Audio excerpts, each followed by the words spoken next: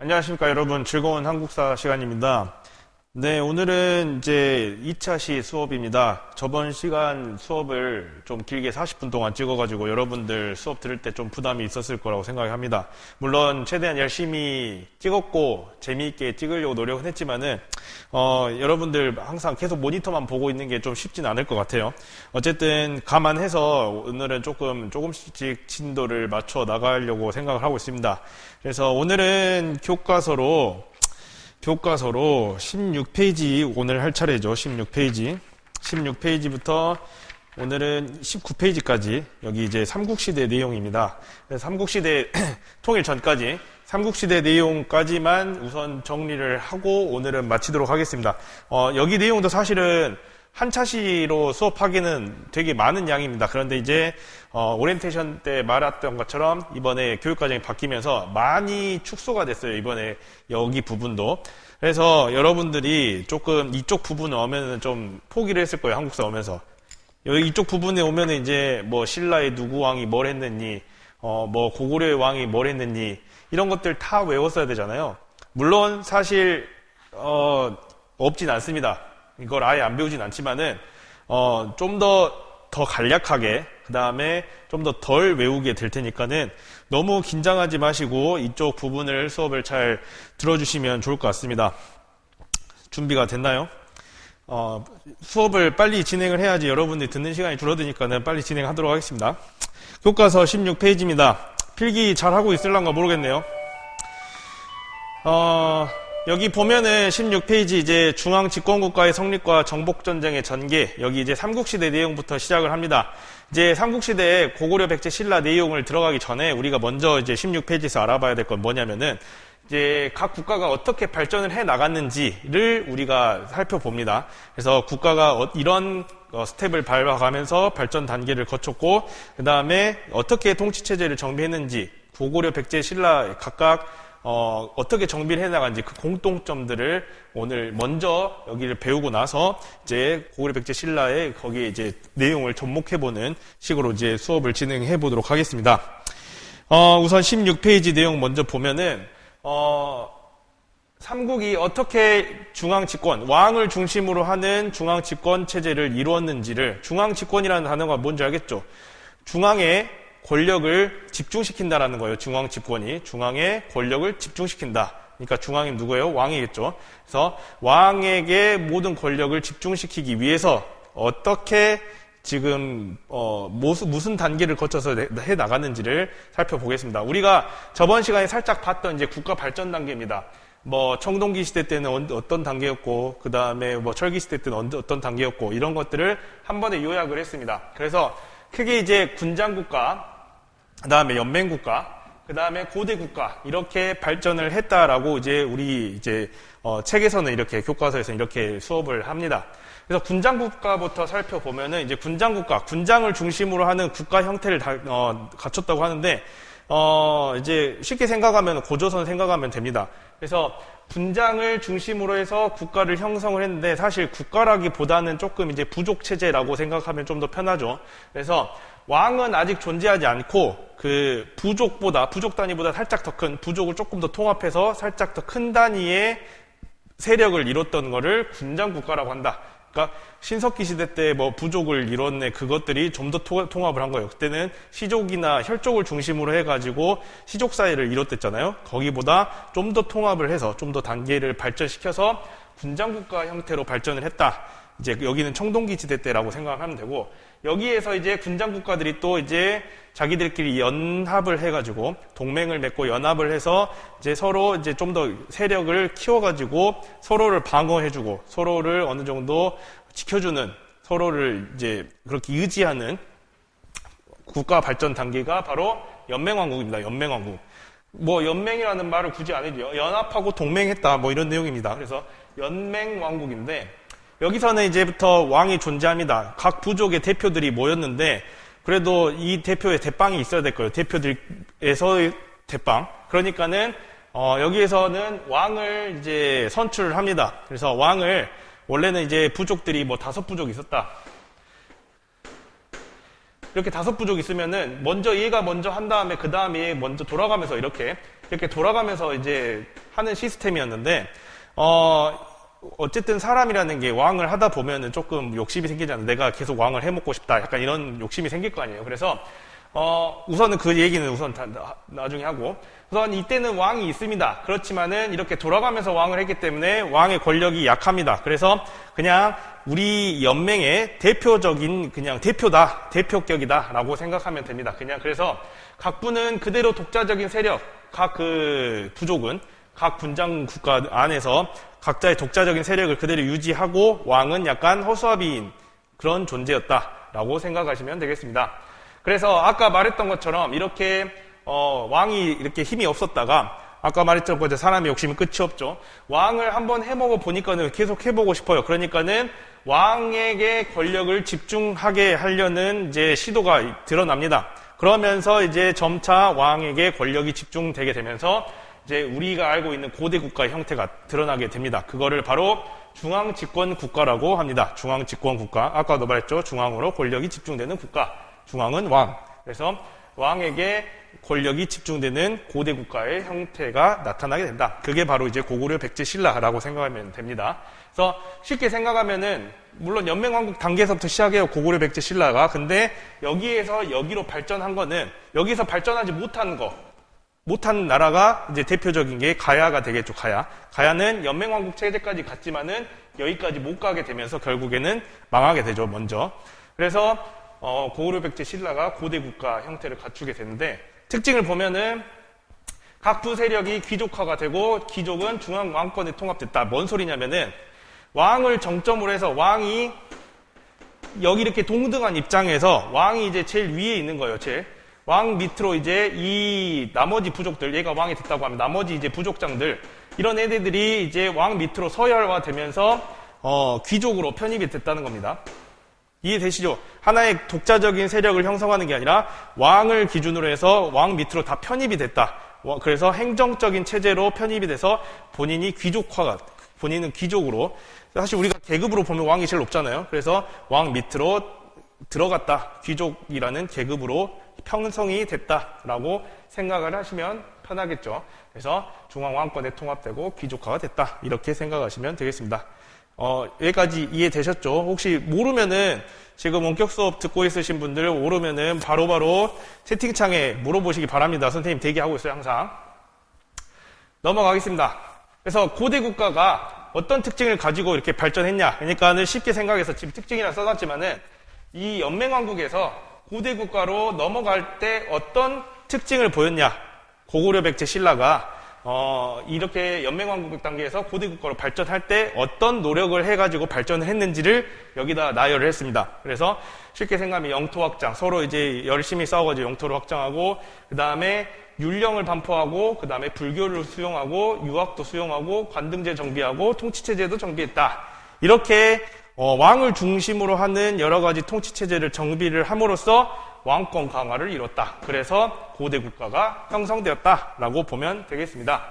우리가 여기서부터 또 배우겠지만은 고구려 백제 신라에서도 모든 이런 모습들이 나타납니다. 각 나라가 불교도 받아들이고, 그 다음에 율령도 반포하고, 그 다음에 뭐 이렇게 관등제나 통치체제 정비하고 이런 모습들을 다 보였어요. 다. 이게 시기에 따라 좀 다른 거죠. 그러면서 전성기도 시기에 따라 다르게 나오고, 그래서 이런 것들을 조금 이제 여기서부터 이제 삼국의 발전을 통해서 살펴보도록 하겠습니다. 여기까지 이해되셨죠?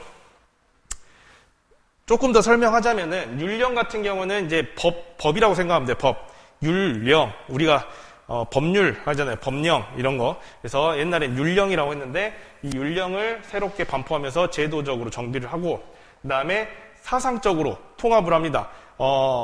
왕을, 그러니까 그 전까지는 민간 신앙들 있잖아요. 뭐 토테미즘으로 해가지고 뭐 곰부족이네, 호랑이 부족이네, 막 이렇게 있잖아요. 근데 그렇게 사상이 다 달라버리면은 통합이 안 될 거 아니에요. 당연히. 그래서 불교라는 조금 선진 그 종교를 받아들이게 되면서 왕을 중심으로 사상을 통합시키는 게 바로 불교였다.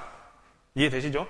그다음에 유학 같은 경우는 종교로 받아들이기보다는 이제 학문으로 받아들인다고 생각하면 돼요. 유학과 율령은 조금 관련성이 있지만 좀 다르죠. 그러니까 여기를 좀 자세하게 설명하려면은 춘추 전국 시대 때 제자백과 뭐 있잖아요. 뭐 장자니, 노자니, 뭐 공자니, 뭐 있었잖아요. 그런 것들을 다 설명을 해야 되는데 그런 것까지 이제 너무 많이 가니까는 설명을 넘어가고 어쨌든 유학을 수용을 하면서 뭔가 그런 이제 왕을 중심으로 하는 그 체제, 어느 정도 체제 정비에 유학이 사용되었고 이것을 통해서 관등제가 관리들의 서열, 관리들의 등급입니다. 관리들의 등급을 정비를 하고 그 다음에 통치체제, 그 관리들의 등급도 여기에 포함돼요. 관등제도 여기에 포함되고 중앙의 관리 부서들의 등급을 나누고 신하들도 등급을 나눠서 이제 편입을 시키고 그 다음에 지방도 이제 뭐 여러 개 뭐 군현으로 나눠서 지금의 시, 군, 구같이 이렇게 나눠가지고 얘네들을 어떻게 이제 얘네들 보고 이제 세금 걷어오고 뭐 이런 것들을 이제 체제를 다 정비를 해가지고 이제 하나의 국가 형태를 띄었다라고 생각하시면 되겠습니다. 이 정도면 되겠죠? 모르면 항상 질문. 네, 우선 넘어가도록 하고 이제 교과선 17페이지 내용 들어가겠습니다. 이제 삼국의 발전 들어가는데 지금 2세기, 3세기, 4세기, 5세기까지 적어졌습니다. 고구려, 백제, 신라에서 이제 표의 형태를 띠고 있다는 거 알고 있겠죠. 지금 보시면 이제 센스 있으면 알겠죠. 근데 여기서 끝난 게 아니라 여기도 있습니다. 6세기까지. 제가 더 적을 수 없어가지고 공간이 없어서 여기다 적었어요. 그래서 필기할 때 잘 참고하시기 바랍니다. 우선 여기 먼저 수업을 해야 되니까 좀 덮어놓을게요. 6세기도 있어요. 쉽게 생각하시면 됩니다. 우선 각 나라마다 전성기를 맞이한 건 알죠. 전성기라는 건 알잖아요. 제일 잘 나갈 때. 이 전성기를 맞이하려면은 그냥 전성기가 오는 게 아닙니다. 그 전에 체제 정비가 다 돼야 돼요. 잘 안 들리죠? 잠깐만요.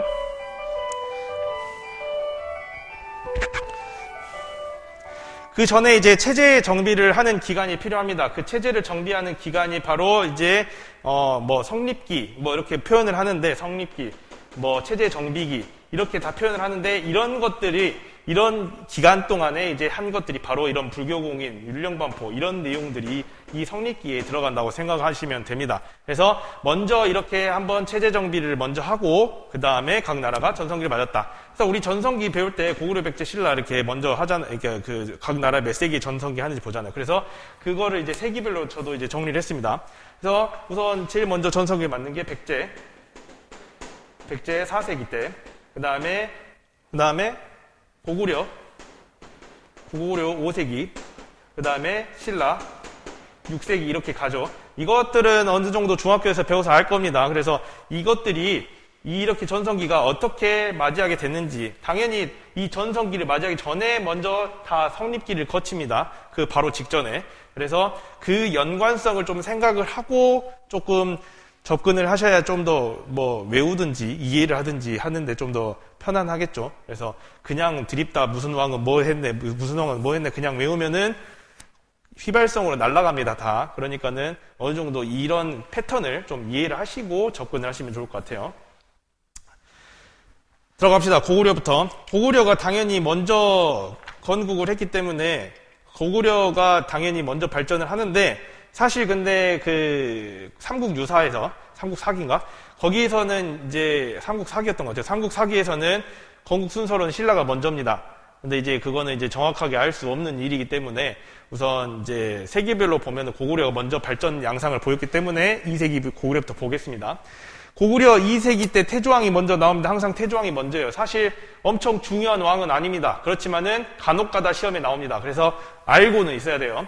그래서 태조왕은 이제 영토확장, 옥저를 정복하고 이제 뭐 요동에 진출해서 영토확장을 했네. 그냥 영토확장 정도, 옥저 정복, 영토확장 이 정도만 알고 있으면 크게 문제는 없습니다. 그 다음에 그 이어서 고국천왕이 등장을 하는데 이제 고국천왕은 조금 어려운 얘기일 수 있지만은 부족적 성격의 오부였던 것을 부족적 성격, 오부를 행정적 성격의 오부로 이제 바꾼 때가 고국천왕입니다. 그리고 이때 부자상속이 처음 이루어지고 뭐 진대법이 실시되고 하는데 쉽게 생각하면 돼요. 이 오부가 부족적 성격, 행정적 성격으로 바뀌었다는 게 아까 이거 설명할 때 아까 이제 부족적으로 서로 동등한 입장에서 왕 밑으로 이제 귀족적 성격으로 이렇게 편입됐다라는 게 이거를 말합니다. 지금 고구려는 고국천왕 때 이 작업이 시행이 됐다. 이해되시죠? 아까 설명드렸으면 바로 이해할 겁니다. 그래서 모르면은 질문 바로 이거 선배들 계속 이거 설명했는데 바로바로 이해 못한 친구들 많으니까 뭐 다시 한번 설명해 주세요 하면은 설명해 줄 테니까 제발 하세요. 그래서 이 부족적 성격이 행정적 성격의 오브로 편입됐다. 이해되시죠?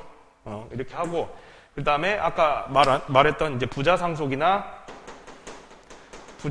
이루어지고 그 다음에 아까 말했던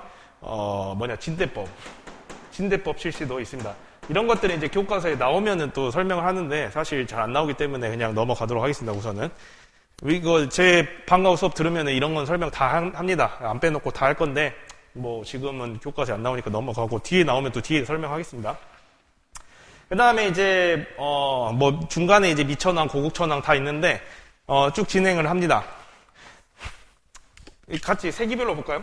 고구려는 이때 이제 이런 어느 정도 이제 기반을 다지고 쭉 진행을 하다가 백제가 먼저 체제 정비에 들어갑니다. 이것도 물론 체제 정비 안에 들어가지만은 3세기 때 고이왕이 관등제를 도입을 합니다. 그 다음에 한강 유역을 차지를 해요.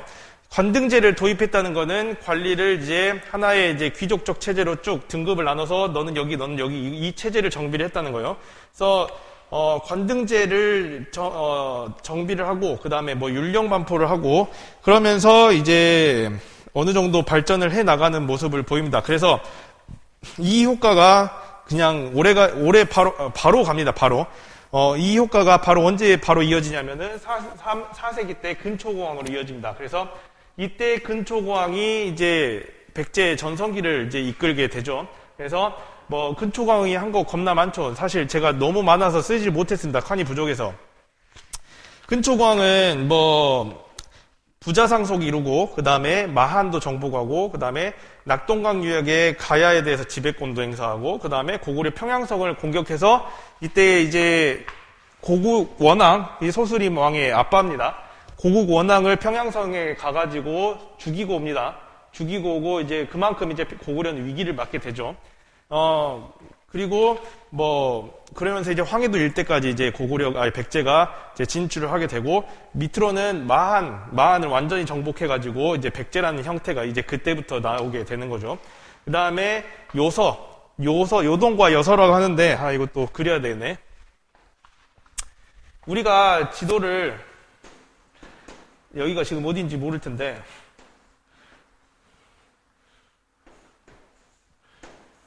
여기가 이제 한반도의 북쪽입니다. 한반도 북쪽 지금 알아볼란가 모르겠는데 알아봐줬으면 좋겠습니다. 여기가 이제 북쪽이면은 이제 여기가 압록강, 그 다음에 여기가 이제 백두산, 여기가 백두산, 여기 위로 이제 쭉 이제 흐르는 게 이제 두만강이에요. 두만강. 이렇게 두만강이 흐르는데 여기 지금 이 튀어나오는 반도, 지금 우리나라 땅 아니죠. 여기 반도가 좀 더 커져서 지금 작게 그렸는데 여기가 여기 위로 이제 요하가 흘러요. 요하. 이렇게 해서 이렇게 중국이 이거 더 크게 그려야 되는데 어쨌든 이 중국이 이제 여기 이렇게 쭉 진행이 되는데 여기 이 이거를 이제 뭐라고 했냐면 요하라고 했습니다.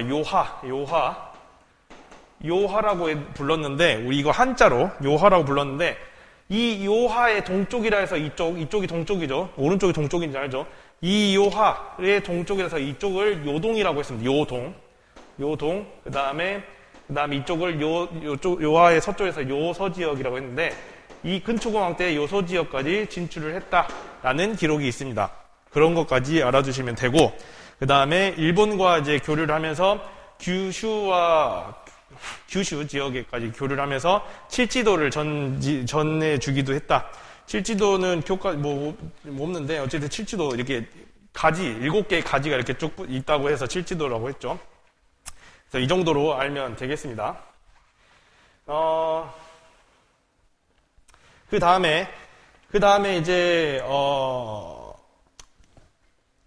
4세기 이때 이제 근초고왕 다음에 전성기를 맞이를 합니다. 그렇게 근초고왕 때 전성기를 맞이하고 이제 침류왕으로 이제 넘기는데 침류왕 때 이제 불교를 수용을 하죠.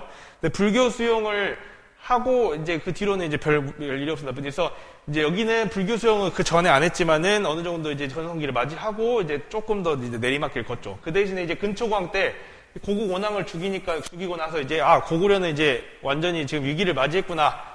이제 위기를 맞이했겠죠. 그래서 솔수리망 때 정신을 차리고 모든 것을 다 때려 박습니다. 불교 수용 사상적으로 통합하고 그다음에 율령반포 법령을 만들고 그다음에 태학 설립 교육을 마련합니다. 그래서 이제 인재 양성하고 그러는 거죠. 그래서 소수리망 때 이런 것들을 3종 세트를 딱 갖추고 나서 이걸 이제 고구려를 발전시키면서 그러면서 이제 소수리망 다음에 광개토대왕에 이제 등장하면서 5세기 때 고구려가 이제 전성기를 맞이하게 되죠. 그래서 광개토대왕 때 만주를 장악하고 외를 격퇴하는 등 이제 여러 가지 이제 전성기를 맞이하게 되고 이어서 장수왕까지 이제 이어지죠. 그래서 장수왕은 이제 광개토대왕 때 저 만주 유역, 여동과 만주 지역까지 다 차지했으니까 밑으로 내려옵니다. 그래서 남진 정책, 평양으로 천도를 하고 남쪽으로 이제 진출한 남진 정책을 시행을 해서 그래서 백제 한성도 함락을 하죠. 그래서 그때 이제 백제의 왕이었던 이제 계로왕, 백제 왕은 이제 계로왕이었어요. 이제 그때 계로왕 여러분 들어봤는지 모르겠는데 바둑 두다가 바둑이 너무 이제 심취해가지고 이제 나라가 망하는지도 모르고 이제 바둑 하다가 결국에 목 잘려 죽은 사람. 하여튼 죽은 사람. 그래서 고구려에 의해서 이제 고구려가 이제 복수를 한 거죠. 이제 고구 원왕이 전사한 것에 이제 복수를 한 게 계로왕 때였다. 그래서 이제 쉽게 얘기하면 죽어서 계로왕 그러면 그런 게 죄송합니다. 어쨌든 그래서 이제 그때 이제 백제가 이제 큰 위기를 맞이하게 되죠. 저 때. 그리고 이제 신라를 보겠습니다. 신라는 이제 4세기 때 내물왕 때부터 이제 마리간이라는 칭호를 쓰고 이때부터 김씨가 세습을 왕위를 세습하는 모습을 보이죠. 원래 이 전에는 여러분 알죠? 신라 누가 태조예요? 신라 제일 위에 박혁거세죠. 그다음에 그 뒤에 2대 왕이 석탈해. 이렇게 그다음에 기말집 이렇게 셋이서 이제 박, 석, 김 이 세 성씨가 왕을 계속 돌아가면서 하다가 내물 마리간 때 이제 들어서서 김씨가 이제 계속 왕위를 세습하게 되는 체제가 됐다.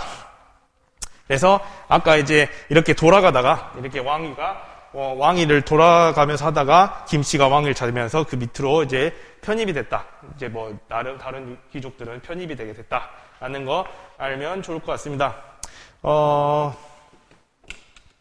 그다음에 이어서 6세기 이제 바로 들어가도록 하겠습니다. 6세기 이제 들어가면은 여기 그대로 이제 고구려 백제 신라입니다.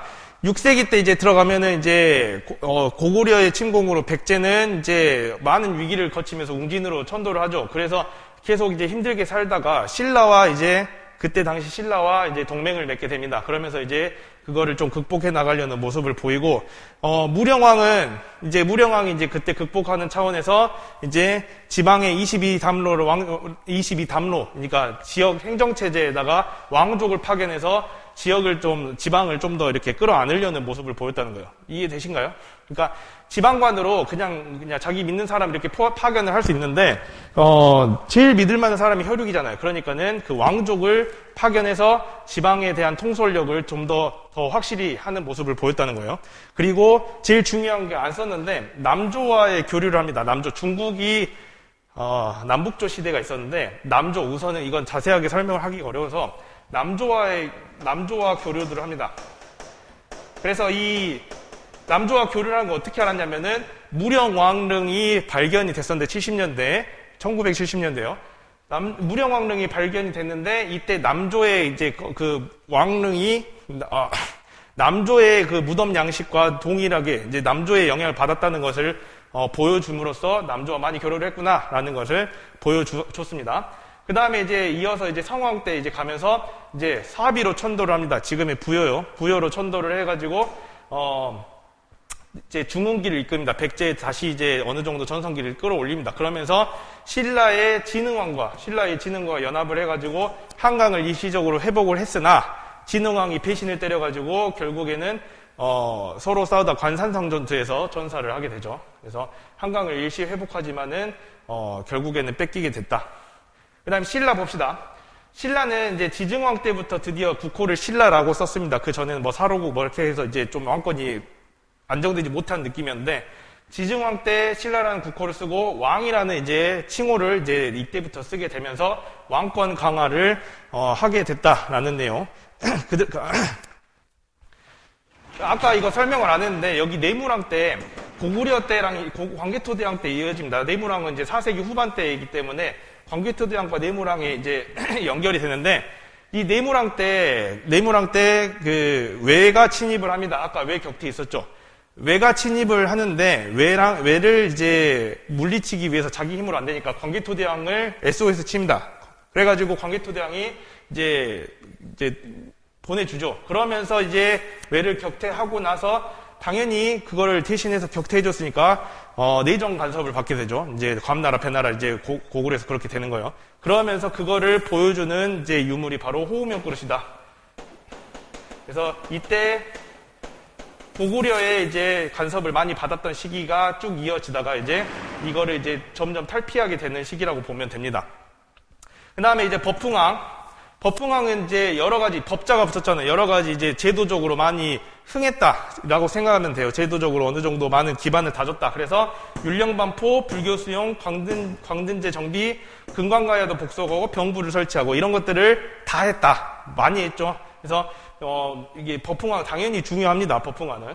그래서 지금 중요한 것만 썼지만 그 중에서도 중요한 게 선생님이 강조를 했다는 걸 보면 알 수 있을 거라고 보고, 그 다음에 법흥왕이 어느 정도 제도 정비를 다 해놓으니까는 이 진흥왕 때 이제 전성기를 맞이하죠. 우리가 학교가 괜히 진흥이 아니죠. 그래서 진흥왕 때 6세기 때 이제 진흥왕 때 이제 하랑도 개편, 그 다음에 대가야 정복, 그 다음에 한강유역, 아까 여기 성강 때 해가지고 한강유역 차지, 그 다음에 함경도까지 진출을 해가지고, 위에 이 함경도 진출까지를 이제 한강유역 차지, 함경도 유역 진출, 이런 것들을 알려주는 게 마운령비, 황초령 순수비, 이런 것들이 이제 발견이 되면서 이게 알게 되었다라는 거 알아두셨으면 좋겠습니다.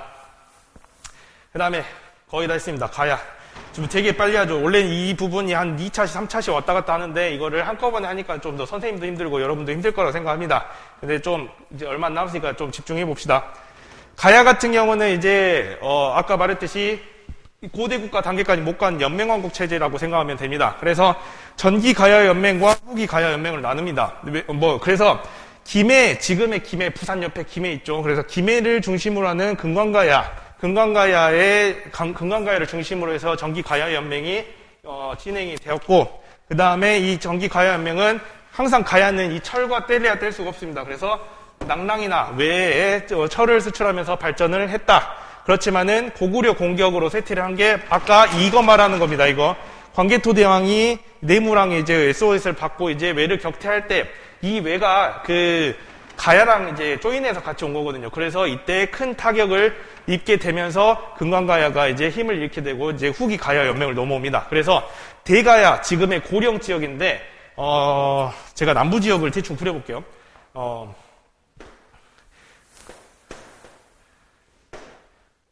이거 맞는가 모르겠는데 여기 지금 이렇게 튀어나온 데가 지금 포항이랑 여기는 부산, 여기가 김해 정도 되겠죠. 그래서 우리가 항상 이제 여기 가야 물어볼 때 지도로 나오는 게 여기 이제